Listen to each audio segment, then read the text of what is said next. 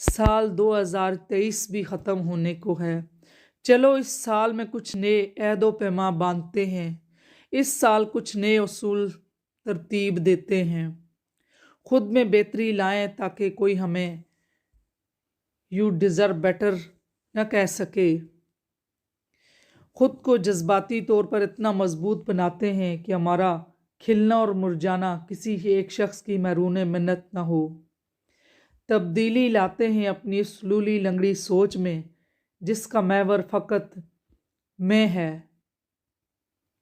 चलो एक दूसरे का हाथ थाम कर आगे बढ़ने की कोशिश करते हैं ताकि कोई पीछे ना रह सके। इस साल कुछ तो ऐसा करते हैं जो बाकी सालों से मुख्तलिफ हो।